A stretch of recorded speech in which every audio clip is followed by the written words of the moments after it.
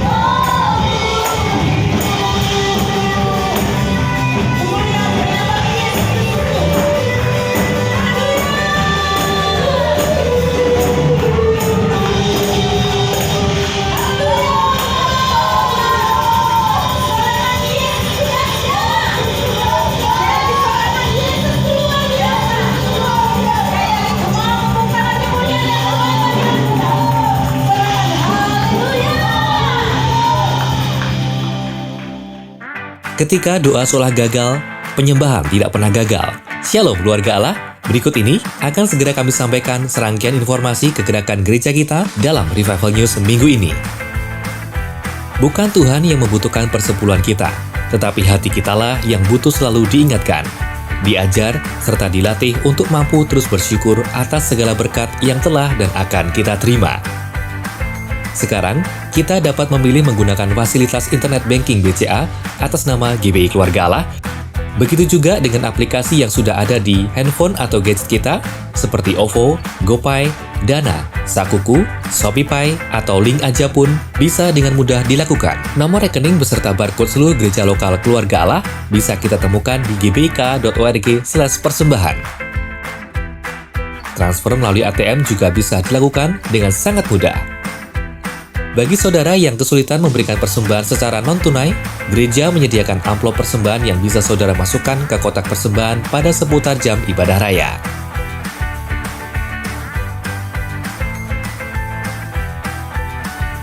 Unlimited Conference 2020 Revival in the Middle of Crisis akan kita laksanakan secara online 8-10 September mendatang dan tidak ada biaya pendaftaran. Bersama Pendeta Obadjah Tanto Setiawan beserta Pastor Jonathan Setiawan, kita akan menerima pewahyuan hikmat ilahi agar setiap kita dapat mengalami kebangunan rohani di tengah krisis dan bangkit menggenapi Yesaya 60 terjadi atas hidup kita. Daftar sekarang juga dan jangan lewatkan setiap kesempatan untuk kita bisa menerima impartasi serta pengurapan pelayanan tanpa batas. Informasi selengkapnya bisa saudara tanyakan di call center plus di 0899 789 5000. Allah menghembuskan angin ilahi, angin profetik, angin Roh Kudus. Angin ilahi mengubah yang mati bisa bangkit. Angin profetik mengubah yang padam jadi terbakar. Angin Roh Kudus mengubah kekeringan jadi kesegaran baru. Angin profetik Roh Kudus membawa hujan berkat, keselamatan, pengampunan. Terimalah hembusan angin Roh Kudus dari segala arah yang akan membawa perubahan hidup dan mujizat yang spektakuler di seri khotbah bulan Agustus di GBI Keluarga Allah. Angin profetik Roh Kudus. Demikian telah kami sampaikan Revival News minggu ini. Salam kemuliaan Tuhan dan Tuhan Yesus memberkati. Kami memiliki usaha di bidang undangan pernikahan dan ada usaha makanan di beberapa mal di kota Solo. Pada awalnya usaha kami diberkati Tuhan, berjalan dengan baik, semua berjalan dengan lancar. Undangan kami sudah ada list order sampai akhir tahun. Usaha makanan diberkati Tuhan, semuanya berjalan dengan baik, dengan lancar. Nah, sampai pada satu hari tiba-tiba pandemi COVID masuk di Indonesia dan khususnya di kota Solo. Nah, pekerjaan kami yang tadinya berjalan dengan baik tiba-tiba harus terhenti karena tidak boleh ada resepsi pernikahan, otomatis tidak ada order untuk undangan pernikahan. Dan waktu itu aktivitas di mall juga sangat dibatasi. Otomatis usaha di mall juga tersendat, omset menurun sampai hampir 100%. Cukup stres, bingung juga, usaha semua terhenti. Kami berdoa apa yang harus kami kerjakan saat itu, apa yang harus kami usahakan, dan Tuhan berikan hikmat. Lalu kami mencoba untuk berjualan masker. Kami mencoba berjualan masker, kami coba tawarkan beberapa orang, kami posting, dan sekian hari belum ada penjualan. Sampai satu hari Tuhan kirimkan seseorang teman lama saya yang sebenarnya sudah bertahun-tahun, sudah sangat lama tidak pernah kontak dengan kami. Waktu itu dia menanyakan masker kami, dan singkat cerita akhirnya dia membeli sampel dan akhirnya terjadi repeat order dan penjualan dengan repeat order yang dengan kuantitas yang semakin banyak, dan kami diberkati lewat usaha masker ini. Dan tidak berhenti di situ penyertaan Tuhan. Satu hari lagi-lagi Tuhan mengirimkan seseorang teman lama saya yang sudah sangat lama, sudah bertahun-tahun sebenarnya tidak pernah kontak dengan kami. Waktu itu pagi-pagi dia WA, dia menanyakan apakah saya bisa mengerjakan membuat suatu barang.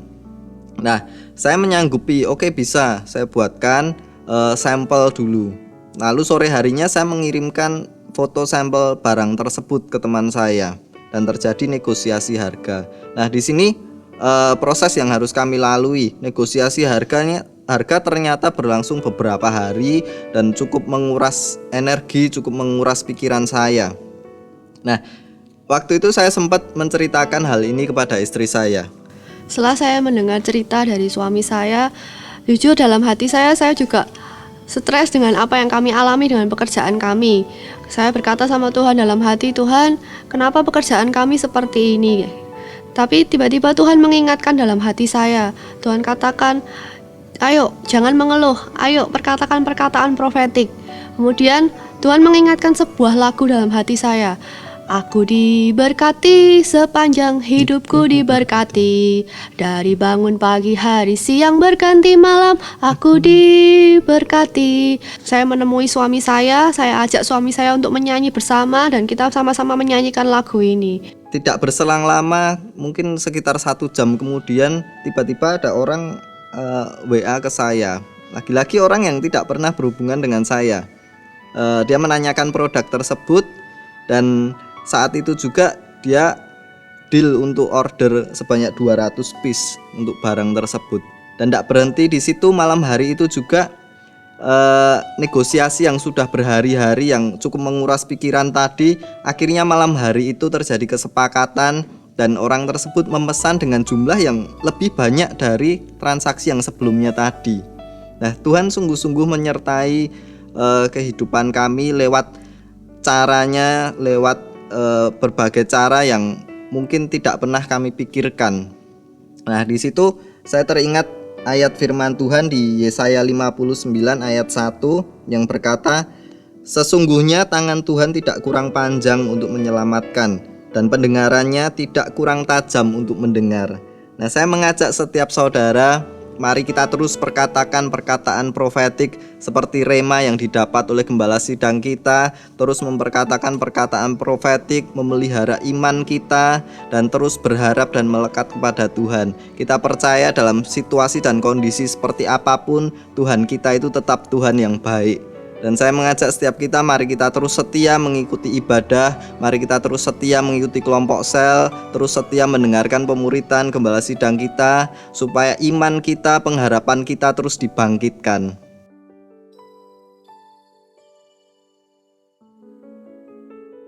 Ya, mari saya undang untuk berdiri bersama-sama kembali, saudara. Kita mau masuk dalam hadirat Tuhan, kita mau memiliki hati yang menyembah bila dibuat Tuhan. Amin, saudara.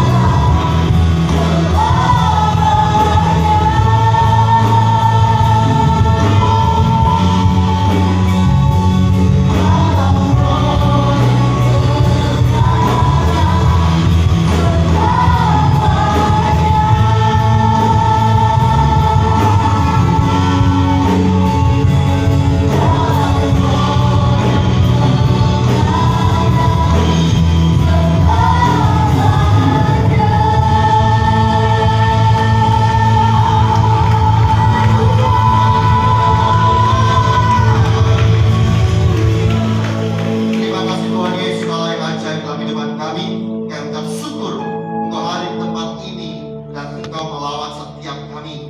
Kami mengerti firman-Mu Tuhan, bimbing kami dengan anugerah-Mu, agar kami tidak hanya mendengar, tapi kami mengerjakannya dalam kehidupan kami hari lepas hari. Terima kasih Tuhan Yesus, di dalam nama Tuhan Yesus. Haleluya. Amin. Haleluya. Kemuliaan untuk kita. Haleluya. Haleluya. Shalom Tuhan.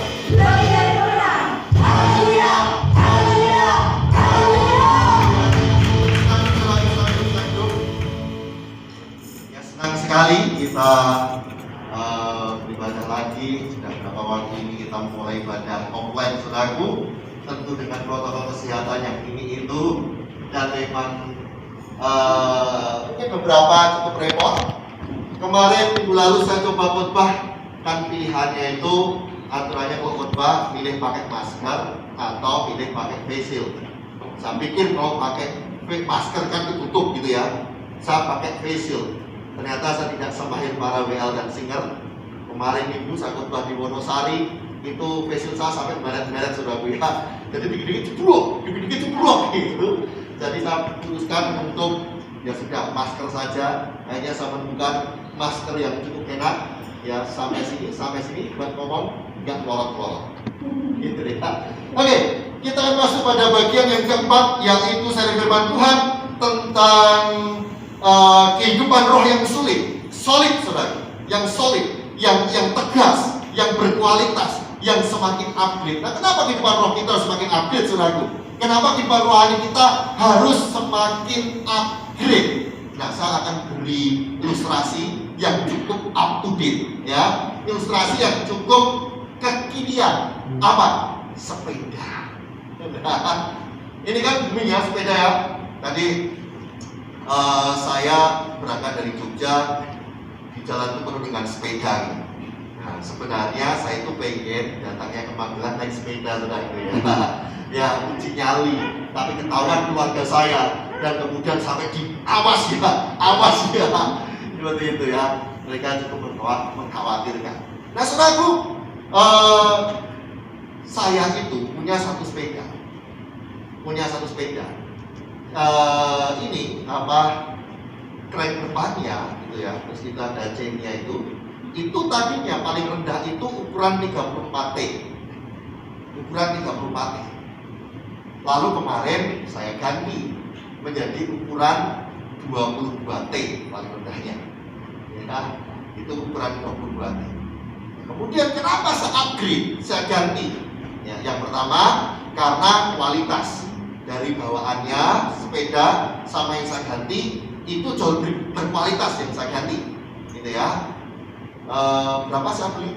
Saya beli crank depannya itu hanya 65.000. Kok bisa? Bisa. Kenapa? Karena crank yang lama saya jual laku mahal. Pak Agung sampai, kok bisa? Kok mau yang beli? Ya wajar kok, gitu kan? Pada mau beli crank bekas harga mahal kayak gitu. Nah, saya upgrade, jauh lebih bagus, jauh lebih enak. Ya, untuk ngayuhnya itu jauh lebih enak. Kemudian kenapa saya upgrade? Yang tadinya paling kecilnya hanya 34, sekarang saya tambah, ya saya ubah konfigurasinya jadi 3, ya saya kasih 32, tapi kecilnya lagi 22. Kenapa sampai sekecil itu 22? Kenapa saya upgrade? Karena saudaraku, untuk 34 T yang sebelumnya lutut saya itu nggak kuat. Ya. Untuk apa? Untuk saya dapat tantangan ke tempat rumahnya adik saya yang naik bukit. Gak kuat kaki saya. Aduh, gak kuat ini. Maka ini sepedanya harus di-upgrade. Jadi berapa? Jadi 22 T. Makanya lebih kecil lagi. Agar apa? Agar ini untuk naik itu jauh lebih bisa, gitu ya. Untuk naik jauh lebih kuat. Nah, kemarin saya uji coba naik flyover, saya buat konfigurasi yang paling ringan, itu nggak ada. Kayak saya nggak naik sepeda itu, los-los itu.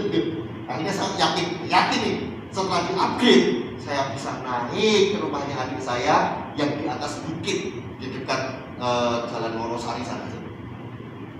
Nah, kenapa saya upgrade? Agar bisa naik ke bukit.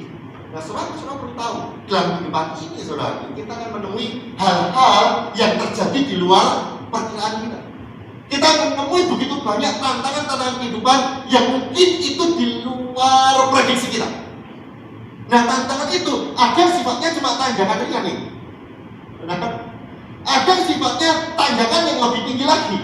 Ada sifatnya tanjakan terjal seperti di rumahnya adik saya itu. Ya, nanjaknya cukup tinggi, jalanannya masih jalanan yang kurang rata, kurang halus.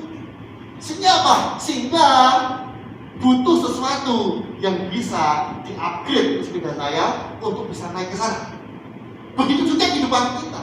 Kita akan menemui begitu banyak tantangan, kita akan menemui begitu banyak hal yang itu di luar prediksi kita. Bisa jadi itu hanya tanjakan ringan. Kalau tanjakan ringan sudah, ya, tanpa di-upgrade pun kita sudah terbiasa di situ. Tetapi ada tanjakan yang begitu berat, maka hidup kita harus di-upgrade. Manusia roh kita harus di-upgrade. Karena hanya manusia roh yang di-upgrade, manusia roh demikian yang bisa dibawa Tuhan untuk mengalami peningkatan demi peningkatan, untuk mengalami terobosan demi terobosan. Kalau kehidupan roh kita tidak di-upgrade, maka kita mudah menyerah, mudah putus asa, mudah kecewa, mudah mundur. Kenapa? Karena kehidupan rohani kita tidak mengalami upgrade.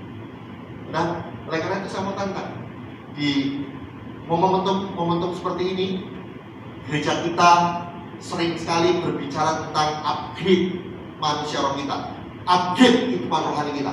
Ayo, saatnya kita masing-masing ambil bagian di situ, ambil keputusan untuk mengupgrade manusia kita, agar ketika apapun yang terjadi di depan kita, kita tetap kuat menghadapi setiap tanjakan kehidupan seterjal apapun. Amin. Amin. Beri kemuliaan buat Tuhan kita. Oke, kita akan masuk firman Tuhan. Hari ini kita mau berbicara tentang keajaiban penyembahan. Ya, Daniel 6 ayat 11. Daniel 6 ayat 11 berkata demikian, demi didengar Daniel bahwa surat perintah itu telah dibuat. Pergilah ia ke rumahnya, dalam kamar atasnya ada tingkap-tingkap yang terbuka ke arah Yerusalem.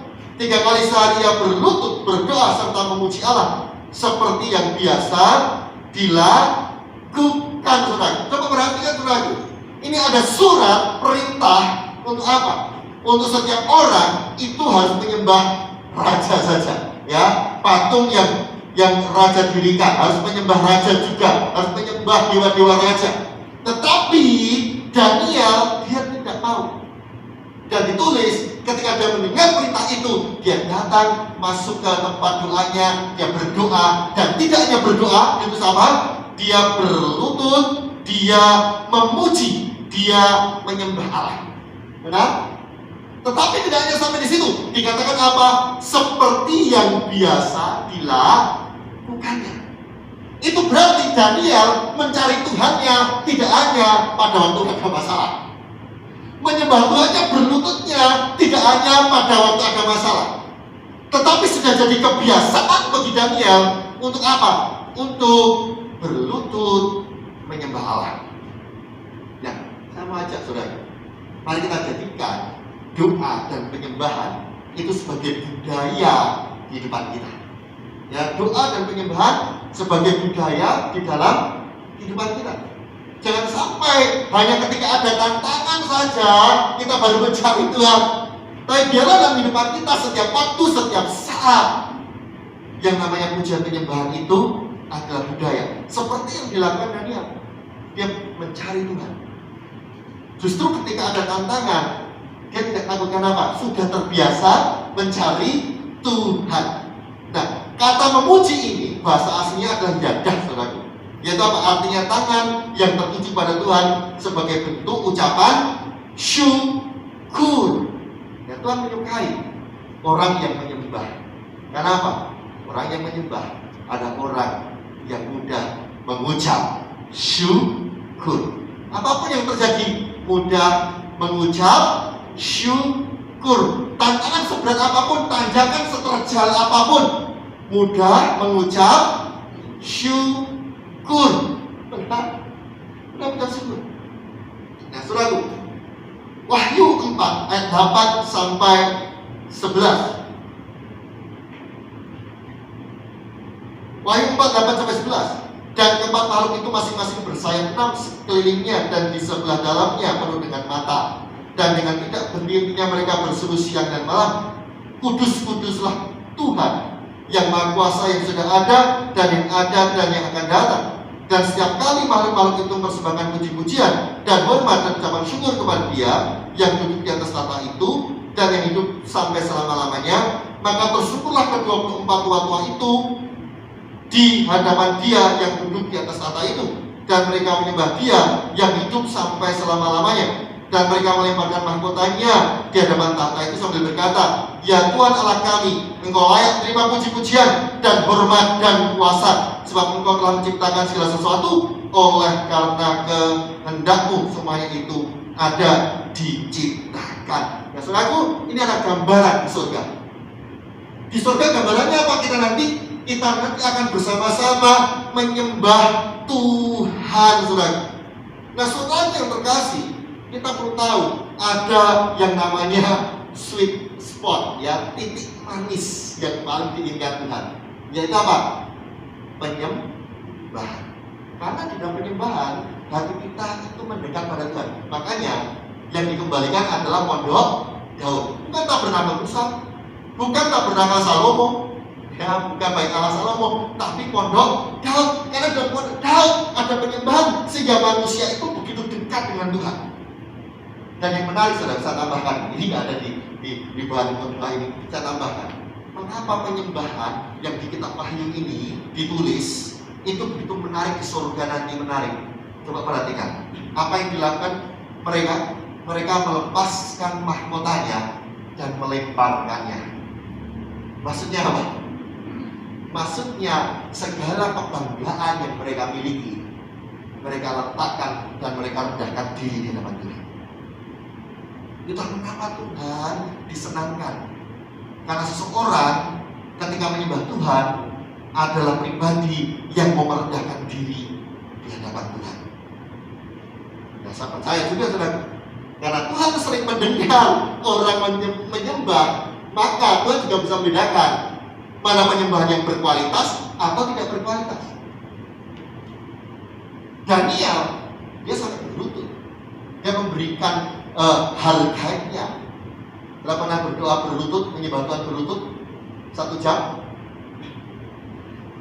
2 jam. Saya pernah 2 jam berlutut menyembah Tuhan, dan selesai itu karena begitu asiknya, nggak sadar berlututnya itu sudah 2 jam. Tahu-tahu berdiri itu sudah lututnya merah-merah. Tapi gak terasa. Kenapa? Karena benar-benar menikmati kedekatan dengan Tuhan. Berkualitas, dituliskan dalam kitab Wahyu tadi, benar-benar sampai merendahkan diri di hadapan Tuhan. Penyembahan yang tidak hanya sekedar nyanyi, tapi penyembahan yang benar-benar merendahkan diri, meletakkan hidupnya kepada Tuhan. Nah, seringkali, saudaraku, begitu banyak orang yang berkata, Pak, aku sudah berdoa, tapi kok pesannya doaku tuh gagal, Pak. Mungkin karena nggak menyembah. Kenapa saya berkata demikian? Saudara pernah dengar firman Tuhan yang berkata apa? Berkata bahwa engkau mungkin berdoa, tetapi doamu tidak dijawab. Kenapa tidak dijawab? Karena engkau ingin menghabiskan sesuai dengan hawa nafsu. Benar ya? Betul ya? Ya, dan sering ngomong seperti itu firman Tuhan itu. Nah, kenapa nggak dijawab? Karena tidak ada penyembahan yang benar. Kenapa doa tidak terjawab? Karena doanya akan dihabiskan untuk hawa nafsunya. Nah, kita perlu tahu, kita tidak bisa menyembah Tuhan dengan hawa nafsu pribadi. Makanya firman Tuhan menulis apa? Menulis tapi saatnya akan datang dan sudah tiba sekarang bahwa penyembah-penyembah benar akan menyembah Bapa dan dalam roh dan kebenaran. Sebab Bapa menghendaki penyembah-penyembah demi Dia.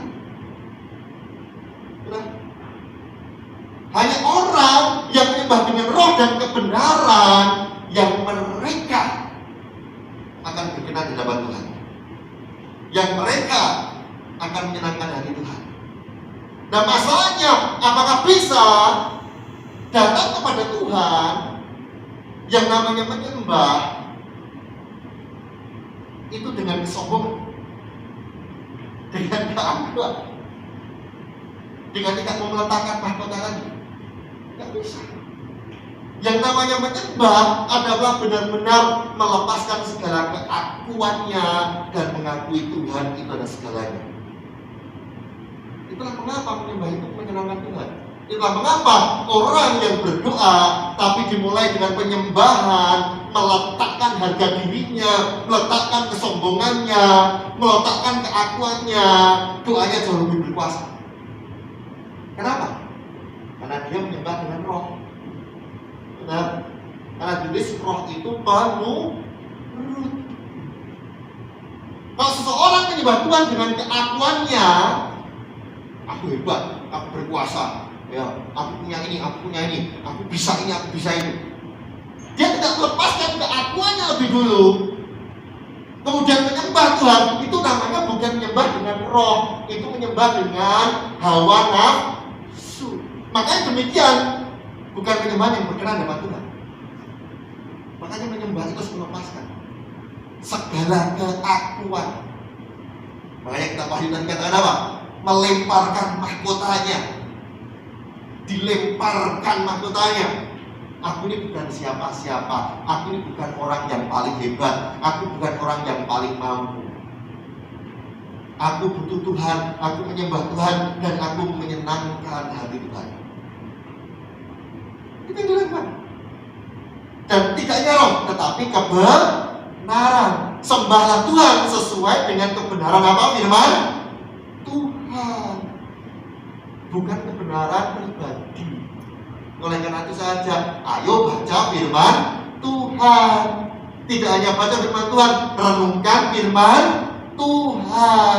Tidak hanya renungkan firman Tuhan, kerjakan firman Tuhan. Apa yang ada dalam Alkitab, apa yang ada dalam firman Tuhan, mari kita belajar untuk mengerjakannya.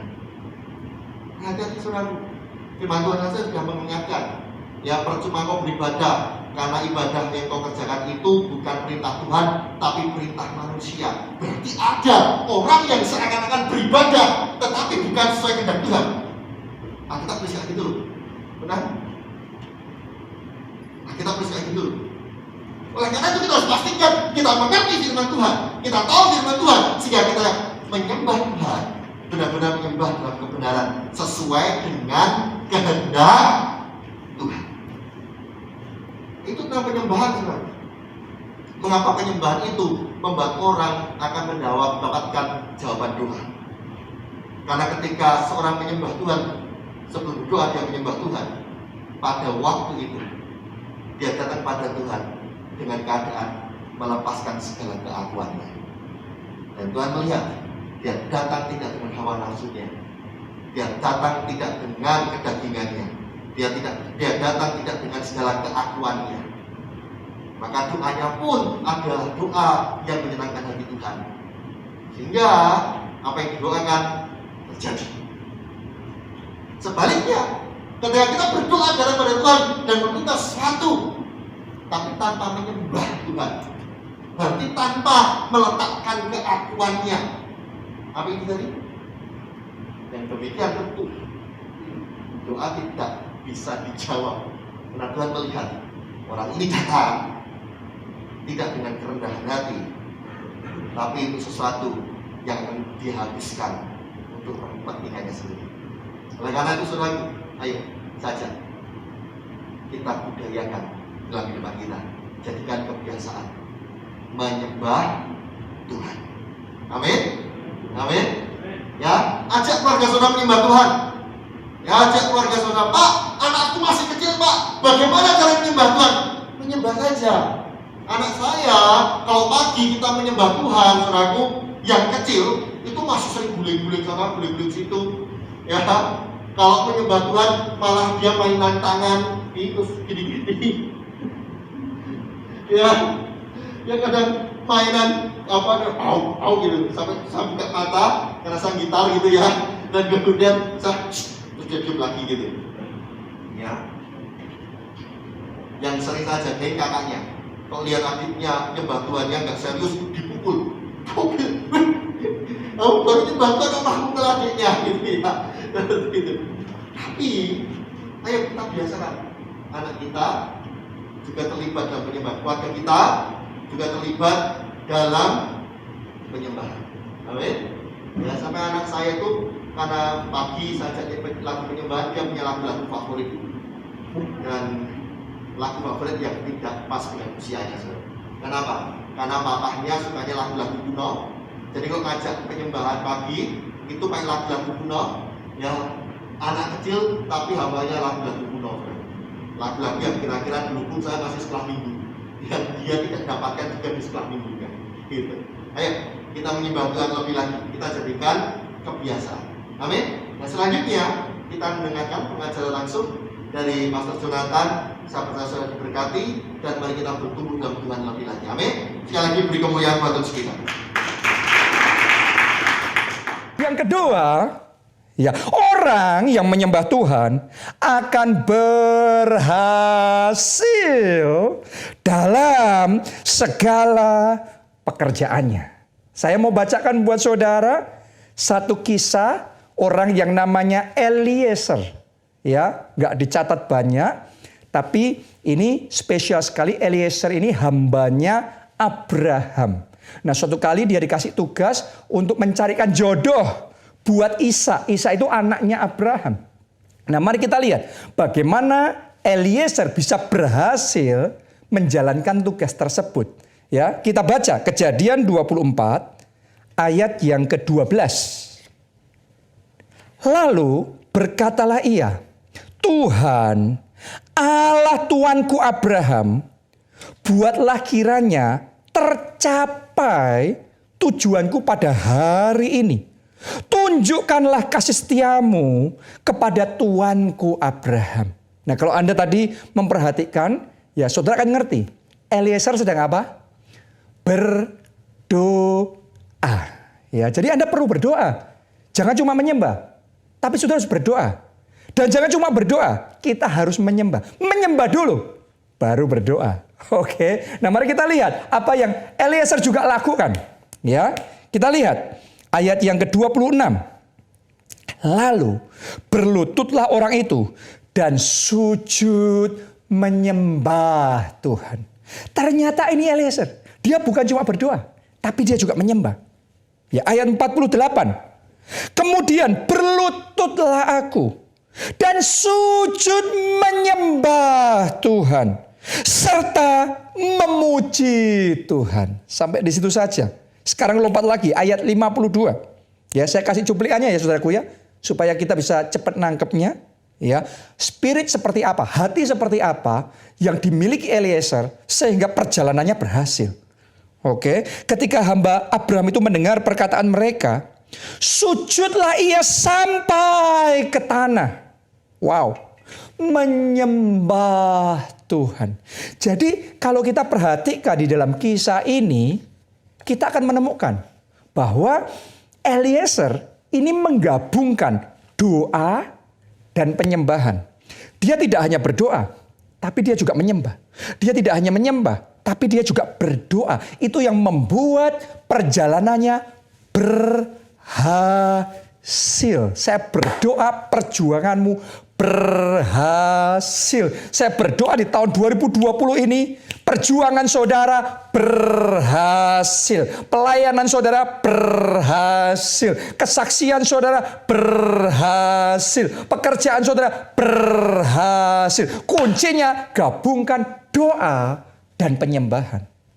Saudaraku, ada begitu banyak orang yang minta saya doakan ya setiap kali saya live streaming di JSM ya, di YouTube, di Instagram dan di Facebook. Dan saya menerima begitu banyak. Setiap kali saya live streaming ada ratusan permohonan doa. Nah, saya perlu ngomong begini sama saudara. Di situ saya menggabungkan iman saya untuk doa buat saudara. Tapi saya sarankan saudara bukan hanya ikut doa bareng Pastor Joe itu di JSM. Tapi saudara juga ikut Pondok Daud. Di gereja kita ada yang dinamakan Pondok Daud. Seperti yang dilakukan Daud. Ada pujian penyembahan siang dan malam. Sekarang memang Anda nggak bisa ikut Pondok Daud offline. Karena masa yang seperti ini. Tapi Anda masih bisa ikut Pondok Daud online. Di situ saudara naikkan pujian penyembahan. Dan tolong sadari, waktu engkau memuji Tuhan, waktu yang engkau habiskan untuk menyembah Tuhan, tidak pernah sia-sia. Berjam-jam saudara memuji, saudara menyembah. Anda sabar, oke? Anda senangkan hati Tuhan terlebih dahulu. Anda sukakan hati Tuhan terlebih dahulu. Anda menangkan hatinya terlebih dahulu. Waktu Anda menangkan hati Tuhan, Anda ikut Pondok Daud online. Setelah itu Anda masuk di JSM. Kita doa bersama-sama. Saya dan saudara gabungkan iman. Kita berseru sama Tuhan. Kita doa profetik. Saya yakin kuasa Tuhan akan dilepaskan. Mujizat terjadi. Perjalananmu, perjuanganmu akan dibuat Tuhan berhasil. Saya deklarasikan di dalam nama Yesus, berhasil. Amin, saudaraku. Haleluya. Tuhan kita Tuhan yang luar biasa. Ini keajaiban yang ada di dalam penyembahan. Yang ketiga, ya, Tuhan tidak pernah meninggalkan orang yang menyembahnya. Ya, waktu kita menyembah, Tuhan bekerja. Oke, waktu engkau menyembah, Tuhan bekerja. Nggak sia-sia saudaraku berjam-jam menyembah Tuhan itu nggak cuma nyanyi kosong. Tuhan bekerja. Kita baca beberapa ayat. Matius 8 ayat yang kedua, ditulis begini. Maka datanglah seorang yang sakit kusta kepadanya. Dia sedang apa? Sakit kusta. Mari kita lihat apa yang dia lakukan saat sakit. Lalu sujud menyembah dia dan berkata, Tuhan, jika Tuhan mau, Tuhan dapat mentahirkan aku. Wow. Ya, saat dia sakit, dia nggak komplain, dia nggak bersungut-sungut, tapi dia sujud menyembah. Setelah itu dia bangun, sudah sembuh. Saya mau ngomong sama saudara, saat engkau terpuruk, sujudlah menyembah Tuhan. Saat engkau habis-habisan, ngalami kerugian dan remuk redam, sujud menyembah Tuhan. Saat engkau terdesak dan tidak berdaya, sujud menyembah Tuhan. Maka babak berikutnya yang Tuhan kerjakan, kesembuhan terjadi, kemenangan terjadi, keajaiban terjadi. Amin. Haleluya. Ini kuasa dalam penyembahan. Lanjutkan lagi. Matius 9 ayat 18. Sementara Yesus berbicara demikian kepada mereka, datanglah seorang kepala rumah ibadat. Berarti ini pelayan Tuhan ya. Ini seorang majelis ya. Ini seorang staf gembala, boleh dikatakan seperti itu. Lalu menyembah dia. Kenapa? Kita lihat. Dan berkata, anakku perempuan baru saja meninggal. Tetapi datanglah dan letakkanlah tanganmu atasnya, maka ia akan hidup. Anda baca tadi, anaknya baru saja apa? Meninggal. Artinya secara manusia sudah hopeless. Nggak ada harapan. Di saat tidak ada harapan, dia nggak putus asa. Dia menyembah. Saat dia menyembah, keadaan dirubah oleh Tuhan. Tadinya nggak ada harapan. Sekarang penuh harapan. Kerbangkitan terjadi. Mungkin saat ini dalam hidup saudara, secara manusia tidak ada harapan.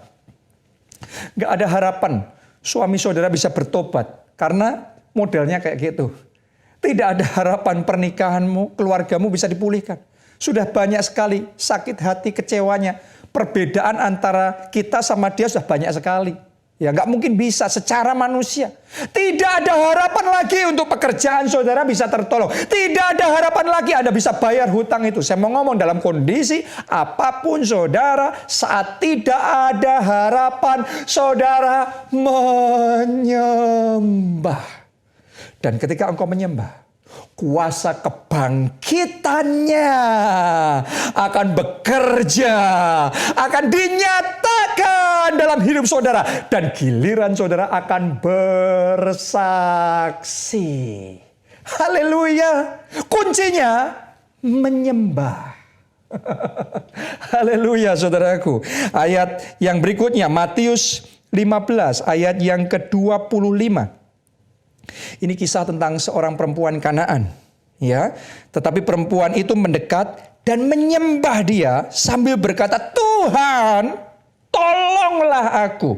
Kalau Anda baca dalam Alkitab dengan lengkap kisah ini, saudara akan menemukan bahwa sebenarnya Tuhan nggak punya rencana melakukan mujizat buat perempuan itu.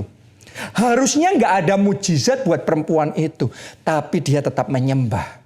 Dari nggak ada mujizat, jadi terjadi mujizat. Kenapa? Menyembah Tuhan. Jadi saya nggak ngerti, saudara saat ini dalam kondisi yang seperti apa. Mungkin harusnya nggak terjadi mujizat itu. Harusnya nggak ada pemulihan itu.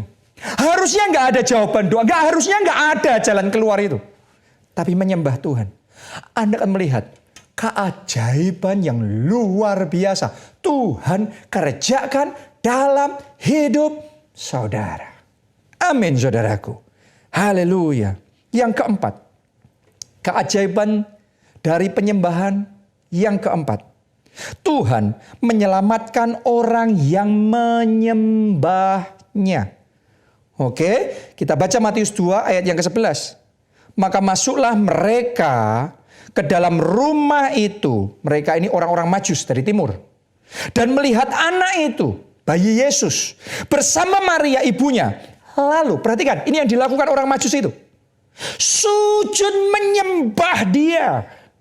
Mereka pun membuka tempat harta bendanya. Dan mempersembahkan persembahan kepadanya. Yaitu emas, kemenyan, dan mur. Jadi yang dilakukan, orang Majus ini menyembah. Padahal mereka nggak sadar.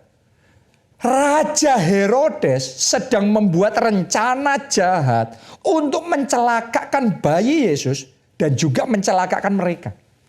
Jadi ada bahaya besar yang mengancam, mereka tidak sadar. Tapi yang mereka lakukan menyembah. Dan karena menyembah menyukakan hati Tuhan, Tuhan gak rela mereka binasa. Tuhan bertindak, Tuhan menampakkan diri kepada mereka melalui mimpi. Dan Tuhan menyelamatkan dari bahaya yang seharusnya tidak mereka sadari. Saudaraku, saat ini kita ada di zaman yang orang ngomong ini masa pandemi.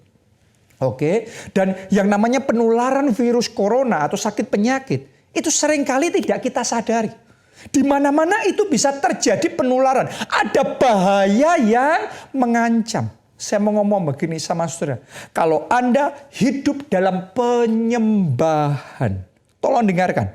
Kalau engkau punya gaya hidup menyembah, Tuhan yang akan menjaga saudara. Tuhan yang akan membentengi saudara. Tuhan yang akan melindungi saudara. Karena Tuhan disukakan dengan penyembahan saudara. Karena itu pastikan engkau menyembah. Pastikan keluargamu menyembah. Keluarga yang menyembah. Maka akan ada perlindungan ilahi dari Tuhan untuk keluarga saudara.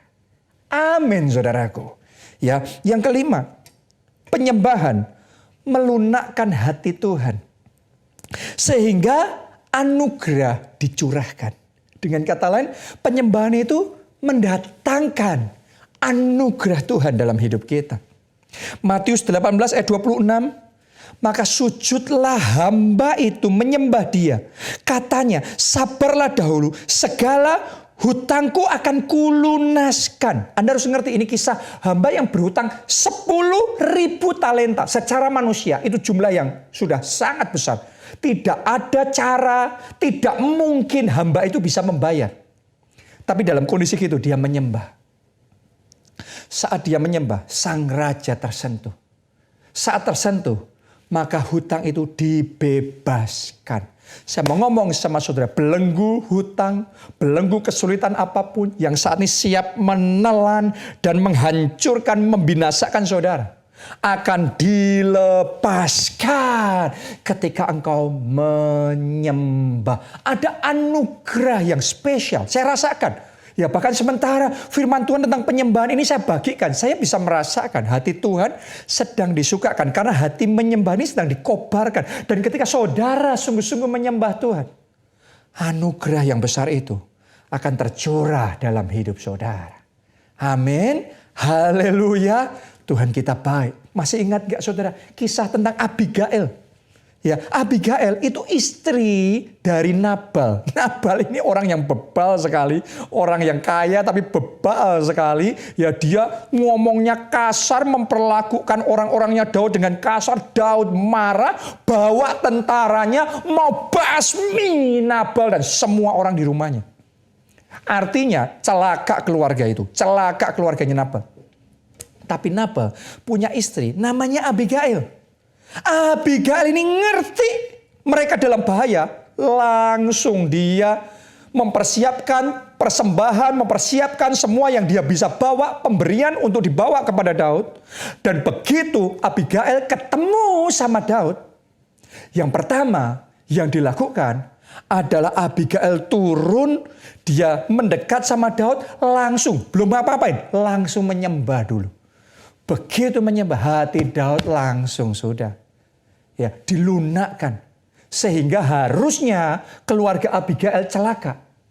Tapi keluarganya diselamatkan. Kenapa? The power of worship. Manusia aja gitu. Saya ajak saudara melunakkan hati Tuhan. Dengan menyembah Tuhan. Jadi hari ini, mari kita menyembah Tuhan. Saya ajak saudara. Mari kita bawa persembahan yang terbaik bagi Tuhan. Pertanyaannya, persembahan, penyembahan yang terbaik bagi Tuhan, itu penyembahan yang bagaimana? Tadi kita sudah baca ayatnya. Ya, di hari terakhir Tuhan akan bangkitkan penyembah yang benar, yang menyembah dalam roh dan kebenaran. Tuhan itu tahu penyembahan yang berkualitas dan yang tidak berkualitas. Dia tahu.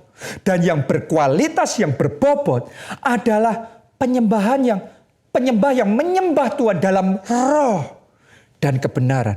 Dalam roh itu artinya penyembahan yang keluar dari hati. Jangan cuma lip service. Jangan cuma nyanyi, ngomong, ikuti kata-katanya, ikut nyanyi. Saudara yang ikut ibadah online, gimana cara saudara menyembah selama ini? Jangan-jangan cuma kita ikut tepuk tangan. Atau enggak sama sekali, cuma nonton. Jangan-jangan cuma ikut nyanyi saja. No.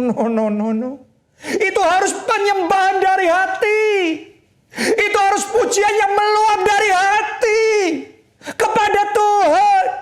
Itu yang akan menyentuh hati Tuhan. Hati kita itu yang menyentuh hati Tuhan. Jadi pastikan setiap kali kau memuji, menyembah Tuhan, itu penyembahan yang menggetarkan hati saudara sendiri. Itu pujian yang meluap keluar dari hatimu. Itu yang menyentuh hati Tuhan. Yang kedua, penyembahan yang benar adalah menyembah dalam roh dan kebenaran. Kebenaran itu artinya kita menyembah karena revelation, karena pewahyuan. Bukan cuma ngomong aku menyembah Tuhan, aku menyembah Tuhan. Bukan cuma gitu.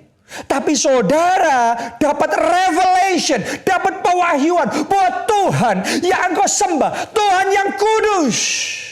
Makanya saudara angkat tanganmu dan engkau berkata, kudus, kudus, kuduslah Tuhan, Allah semesta alam, bumi sujud menyembah kepadamu, kami semua sujud menyembah kepadamu. Oh, itu revelation, pewahyuan. Saudara dapat pewahyuan. Tuhan itu Bapa yang baik. Tuhan itu gembala yang baik. Dan engkau mulai memuji-muji Tuhan karena kebaikannya. Karena kasih setianya yang tak habis-habisnya. Yang selalu baru tiap pagi dalam hidup kita. Saudaraku, ketika engkau baca firman Tuhan, maka ada pewahyuan. Ketika pewahyuan muncul, engkau memuji, engkau menyembah Tuhan dengan pewahyuan. Dan itu meluap dari hati saudara. Itu yang namanya menyembah dalam roh dan kebenaran. Dan ketika Anda mempersembahkan penyembahan yang berbobot seperti itu, penyembahan saudara akan penuh dengan keajaiban. Karena Tuhan disukakan dengan penyembahan saudara. Nah, sekarang saya mau tantang saudara, ya, siapa yang mau jadi penyembah yang benar, yang menyembah Tuhan dalam roh dan kebenaran? Siapa yang mau komit mulai hari ini, tepuk tangannya buat Tuhan gak sama lagi, angkat tangannya bukan cuma asal-asalan, menyanyinya bukan cuma di mulut saja, tapi benar-benar itu pujian yang meluap dari hati. Amin. Itu penyembahan yang karena kita dapat revelation, pewahyuan akan karakter Tuhan, keagungan Tuhan, kebesaran Tuhan, kekudusan Tuhan, kasih Tuhan. Menyembah dalam roh dan kebenaran. Saudara yang mau komit seperti itu, mengupgrade penyembahan saudara, mari angkat dua tangan saudara. Ikuti doa saya, ikuti kata-kata saya. Katakan, Tuhan Yesus, aku komit jadi penyembah yang benar. Aku mau menyembah dalam roh dan kebenaran.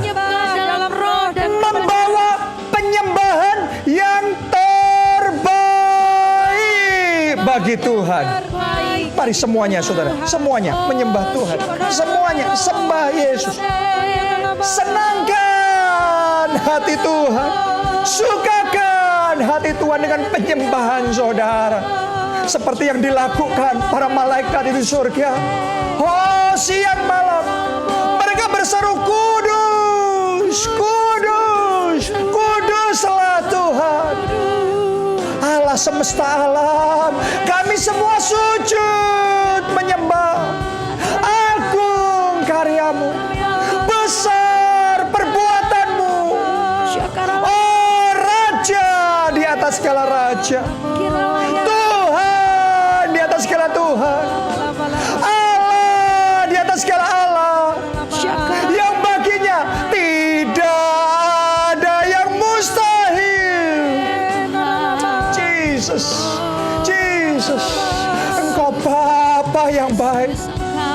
Engkau sangat baik bagi kami. Engkau Gembala yang baik. Kasih setiamu Tuhan untuk selama-lamanya, dari selama-lamanya sampai selama-lamanya. Kasih setiamu tidak berkesudahan. Oh Jesus, oh Jesus, Jesus, glory, glory, pujian, penyembahan, hormat, dan kemuliaan hanya bagi Tuhan. Kami komit Tuhan membangun gaya hidup penyembah seperti Daud. Kami komit pondok Daud. Kami mau bangun pondok Daud. Lebih komit lagi bangun pondok Daud. Itu bukan buang-buang waktu, bukan sia-sia waktu, tapi itu momen menyenangkan hati Tuhan, momen memenangkan hati Tuhan. Ajar kami Tuhan jadi penyembah yang benar. Siapa di sini yang mau mengalami the wonders of worship, keajaiban dalam penyembahan? Sementara Anda komitmen jadi penyembahnya Tuhan, Tuhan mau nyatakan kuasanya bekerja dan keajaibannya nyata dalam hidup saudara. Ingat, 2020 ini tahun kemuliaan Tuhan. Mau terangnya datang, mau kemuliaannya nyata atas saudara, dimulai dari menyembah.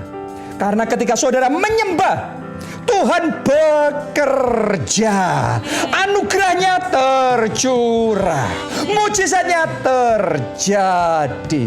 Mari angkat dua tangan saudara, ikuti doa saya.